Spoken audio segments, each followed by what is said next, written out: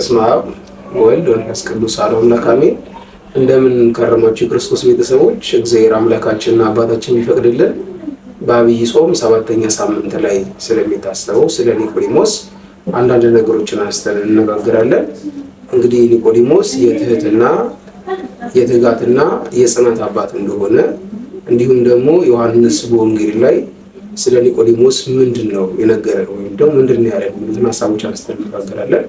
እንግዲህ ሁላችንም እንደምናውቀው የአብይ ጾም 7ኛው ሳምንት ኒቆዲሞስ ነውና በዛም ቀን በሚነበበው ወንጌል ላይ ኒቆዲሞስ በሌሊት ወደ ጌታችን መጥቶ የዳግም ልደትን ሚስጥር እንደተማረ እናያለን እንረዳለን።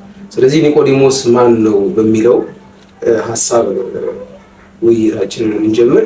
ኒቆዲሞስ ማን ነው ካለን በዮሐንስ ወንጌል ምዕራፍ 3 ላይ ተጽፎ እንደምናገኘው ከፈሪሳውያን ወገን የነበረ የአይሁድ አለቃ ወይም ደግሞ የአይሁድ መምህራቸው እንደነበረ እናያለን።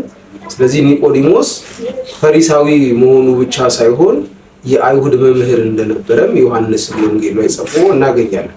ስለዚህ ኒቆዲሞስ በጣም በአሁን ጊዜ ብዙዎቻችን እየሌለን እሱ ደግሞ ያለው ሶስት ታላላቅ ነገሮች ደግሞ እንዳለው ማወቅ ያስፈልጋል። እነዚህም ሶስት ታላላቅ ነገሮች ምንድነው ካለን አንደኛው ኒቆዲሞስ በወቅቱ ታላቅ መምህር እንደነበረ ወይም ደግሞ ዕውቀት እንደነበረው እናያለን።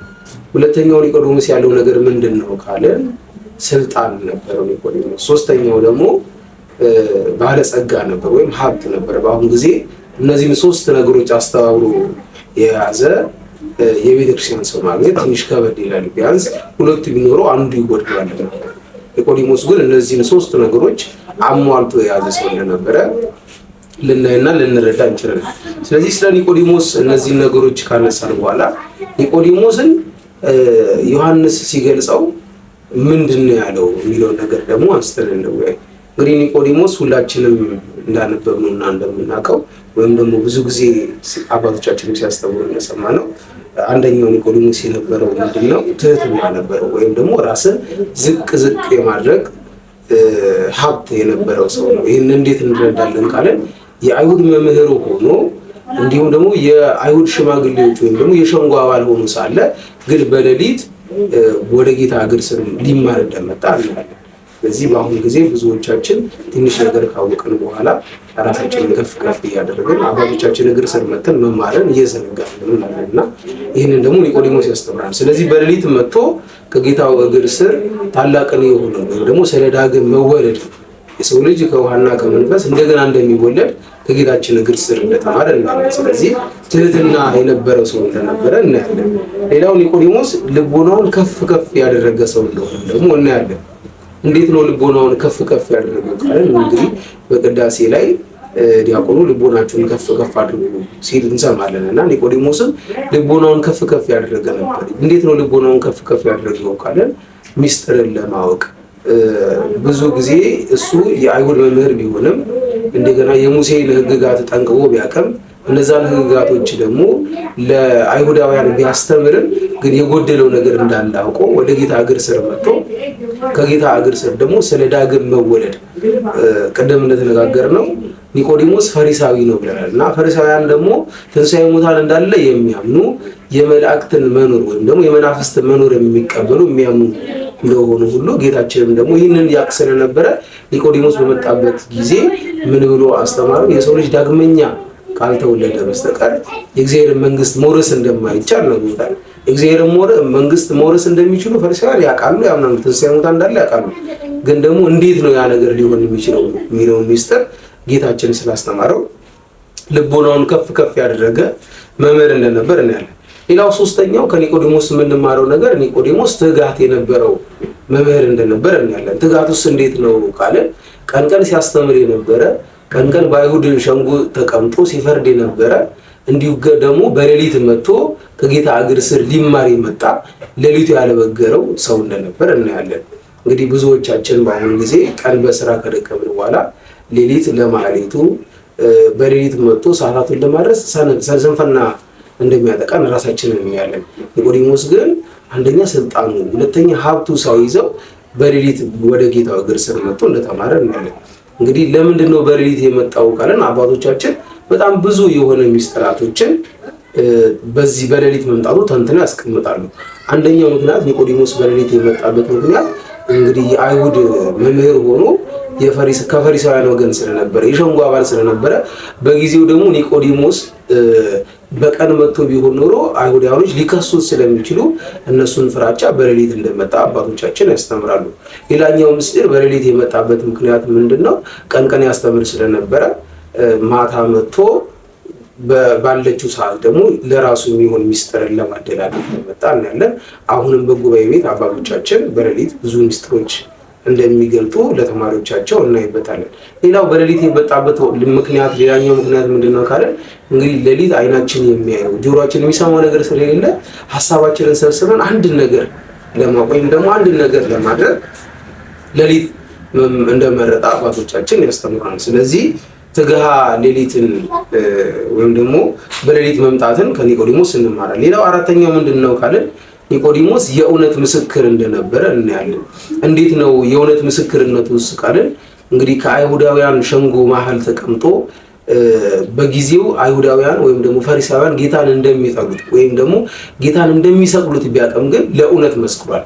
ይህንንም ዮሐንስ በዮሐንስ ወንጌል ምዕራፍ 7 ቁጥር 50 ላይ ስለ ጌታ በሚከራከሩበት ጊዜ ኒቆዲሞስ እንዴት ሕጋችን ጠርቶ ከሱ ሳይሰማ እርሱን ሳይጠይቀው እንዴት በሰው ላይ ይፈርዳል ብሎ እውነትን ተናግሯል ማለት ነው። ስለዚህ ለእውነት የቆመ መምህር እንደሆነ ከዚህ እናያለን። ምክንያቱም በደቡ አይደለም እሱ የፈረደው፣ ስለ እውነት የቆመ እንደገና ደግሞ ሕጋቸው ምን እንደሚልም የመሰከረ ነውና የእውነት አባት እንደሆነ ከኒቆዲሞስ ማየት መማር እንችላለን። ሌላው ኒቆዲሞስ በሃይማኖት መጽናትን አስተምሮናል።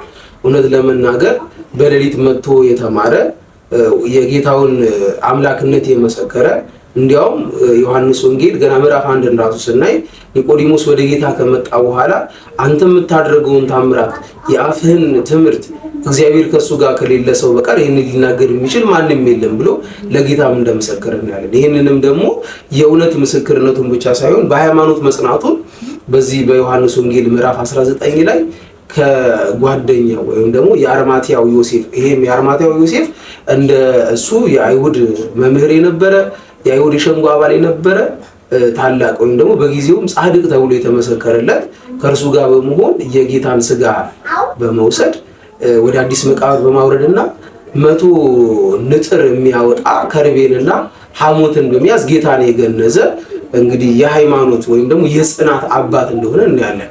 እንግዲህ በጊዜው ከጌታ እግር ስር የተቀመጡ 3 ዓመት ከ3 ወር ከእርሱ ጋር የተመላለሱ ሐዋርያት በሸሹበት ጊዜ በማታ መጥቶ ተምሮ የነበረውን ትምህርት ወደ ቀን ገልጦት ወይም በጽናት የተገኘ አባት እንደሆነ እናያለን። ስለዚህም ይህንን በጽናት በመገኘቱ ከሐዋርያት ሁሉ ቀድሞ የጌታን ስጋ ለመገነዝ የበቃ እንዲሁም ደግሞ ከሐዲስ ኪዳን ካህናት ቀድሞ የሚስጥረ ጥምቀትን ያወቀ አባት እንደሆነ አባቶቻችን ይናገራሉ። ሚስጥረ ጥምቀትን በማታ መጥቶ ሲማር ጌታችን አስተምሮታል። እንዲሁም ደግሞ ሚስጥረ ቁርባንን ደግሞ ጌታችንን እንደገነዘው እናውቃለን፣ እንማራለን ማለት ነው። እንዲሁም በቅዳሴ ማርያም ላይ አባታችን አባ ሕርያቆስ ይህንን የሚቀድሰውን ከኔ ጋር የሚራዳውን ካህን ስጋህን እንደገነዙት እንደ ዮሴፍና እንደ ኒቆዲሞስ አድርገው ብሎ በቅዳሴ ማርያም ላይ እንደተናገረ እናያለን። ስለዚህ ኒቆዲሞስ ለዚህ ማዕረግ የበቃ ታላቅ አባት እንደሆነ እናያለን። የጌታን ስጋ ለመገነዝ የበቃ በማታ የተማረውን በቀን የገለጠ ማለት ነው። ስለዚህ ስለ ኒቆዲሞስ እነዚህን ሁሉ ነገሮች ከተነጋገረን ዛሬስ እኛ ደግሞ ከኒቆዲሞስ ምን እንማር ወይ ምን እናድርግ የሚሉትን የተወሰኑ ሀሳቦች እናንሳ። አንደኛው እኛ ኒቆዲሞስን አርያ በማድረግ ራሳችንን ወይም ደግሞ ዕውቀት አለን፣ ገንዘብ አለን፣ ስልጣን አለን ብለን ከቤተክርስቲያን መራቅ ሳይሆን ወደ ቤተክርስቲያን መጥተን ከአባቶቻችን እግር ስር ቁጭ ብለን የቤተክርስቲያንን ትምህርት መማርና ማወቅ እንዳለብን ኒቆዲሞስ ያስተምረናል። ሌላ ሁለተኛው ኒቆዲሞስ ምንድነው የሚያስተምረን ካለን አመክንዮችን ከመደርደር ምክንያቶችን ከመደርደር ይልቅ ባለን ጊዜ ወደ ቤተክርስቲያን እየመጣን ሌሊት በማህሌቱ በሰዓታቱ እንዲሁም ደግሞ ጧት በቅዳሴው በኪዳኑ ቤተክርስቲያንን ደጅ እየጸናን እግዚአብሔር አምላካችን እንድናመሰግን እንድንተጋ ያሳየናል። ምክንያቱም ነገሮችን ከመደርደር ይልቅ ባለችው ጊዜ በሌሊት መጥቶ ኒቆዲሞስ እንደተማረ እናያለን። ሌላው ሶስተኛው ኒቆዲሞስ ምን ያስተምረናል ካለን የእግዚአብሔር ቃልን ያለ ፍርሃትና ያለ እፍረት መመስከር እንዳለብን ኒቆዲሞስ ያስተምረናል። እንግዲህ በማታ የተማረውን ትምህርት በቀን እንደገለጠ ሁሉ እኛም ያወቅናትን የእግዚአብሔርን ቃል ያለ ፍርሃትና ያለ እፍረት ወጥተን በአደባባይ መመስከር እንዳለብን ኒቆዲሞስ እንዳስተማረን እናያለን። ስለዚህ ዛሬ ያወቅናትን ዛሬ የተማርናትን ነገር ስለ ጌታችን ስለ መድኃኒታችን ስለ ኢየሱስ ክርስቶስ በግልጽ ወጥተን መመስከር እንዳለብን ኒቆዲሞስ አሳይቶናል። ጽናትን እምነትን አሳይቶናልና ይህንን ነገር መመስከር አለብን። ሌላው መጨረሻው ኒቆዲሞስ ያስተማረን ታላቁ ነገር ምንድነው ካልን በገሊላ ያየውን ወይም ደግሞ ክርስትና ማለት በገሊላ የታየውን ታምር አይቶ ብቻ መከተል ሳይሆን በቀራንዮም ያለውን መከራ እያዩ እውነትን መመስከር እንደሆነ አስተምሮናል። ምክንያቱም ብዙ ታምራቶች በነበሩበት ጊዜ እነዛን ታምራቶች አይተዋል ሐዋርያት። ግን በቀራንዮ ከተወሰኑት በስተቀር ሌሎቹ ሸሽተው ስለነበር ኒቆዲሞስ ደግሞ በማታ ተደብቆ ቢመጣም በቀን ያንን እምነቱን እንደገለጸው ሁሉ እኛም እንዲያው ደስታ ባለበት ሁልጊዜ ዝማሬ ባለበት ብቻ ሳይሆን ለቤተክርስቲያን መሰብሰብ ያለብን ቤተክርስቲያን በምትፈልገን ጊዜ ወደ ቤተክርስቲያን መምጣት እንዳለብን ኒቆዲሞስ አስተምሮናል። እና በዮሐንስ ወንጌል ላይ በሌሊት ሲመጣ የነበረው የተባለው ታላቁ የአይሁድ መምህር የነበረው ኒቆዲሞስ ይህን ሁሉ ነገር ካስተማረን እኛም ለቤተ ክርስቲያን ከዚህ በላይ መሆን እንዳለብን ራሳችንን መጠበቅ እንዳለብን እና ወደ ቤተክርስቲያን መምጣት እንዳለብን ይህን ነገር ገንዘብ ማድረግ እንዳለብን ሁላችንም ማወቅ ያስፈልጋል። እንግዲህ ስለተነጋገርነው ነገር እግዚአብሔር አምላካችን 30-60 ዓመት ያማረ ፍሬ እንድናፈራ ይርዳል። ወስብሐት ለእግዚአብሔር። ይቆየን።